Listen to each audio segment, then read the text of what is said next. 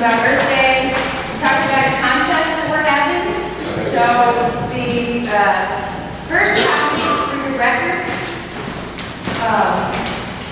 And the second copy is if you want to turn it in for context. So we did a lot of talking about what's at stake. You know, the biggest energy use for all of us is our buildings, and you know what's at stake. Well, the rest of this lecture series is about taking action.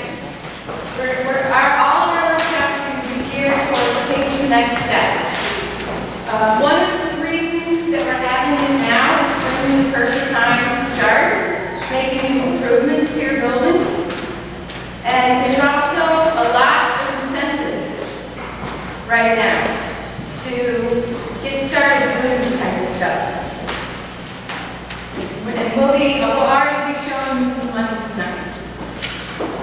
So the purpose of filling out the self-energy audit is to understand what kind of building you live in and what the condition of all the various components of the building are. It'll be useful for you when you go look online and research some of the incentives and programs that we're going to present to you. It'll be useful for you when you come back and you hear from contractors from energy auditors we're going to hear from, and we're going to hear from contractors who do all this kind of work. And we're even, I know you're excited to hear about what kinds of renewable energy we already have in Chicago. We have all kinds, and one of them is passive solar, so we'll be hearing about that when we talk about retrofitting our building. And, you know, as we progress, we'll even be hearing about solar, and believe it or not, wind generators that you can put on your building. So all of this information, you know, will be useful to have on hand as we go through the rest of the workshop series.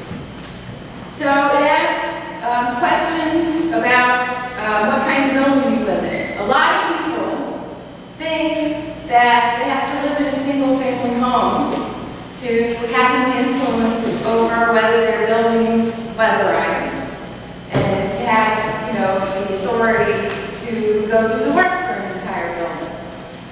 How many people here live in multi-unit buildings?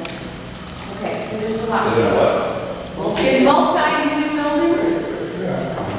So a good portion of our series is going to be devoted to what you can do if you live in a multi-unit building. Because as you know, in the city, most of us do live in buildings that have more than one unit.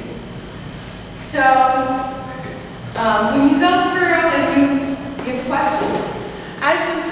On all different things I see high-rise on there. What is officially high-rise? So I know whether to say yes or no. Well, I would say anything that's not a walk-up. So if it doesn't only use stairs to get to the top floor, it's more than 4 stories, it's probably a high-rise. Okay. All right. So what if the elevator doesn't work all the time? Well, They're stuck. that'll be one more renovation. Maybe you can get them up for a windmill to power. So don't think that if you don't live in a single-family home that you can't get the whole, you know, you can't do anything to weatherize your entire building. We're going to talk about those kind of issues. But the goal of this audit is to really look at the whole building. You know, a lot of us that live in apartments, we can go weatherize our entire apartment, and we're going to have to open the windows in the winter because the rest of the building is still inefficient and it's still too hot. There's a lot more you can do to keep your apartment cool in the summer. So I don't think that all we're looking at is weatherization that helps us get through the winter. But if you fill out the audit and you are living in one of these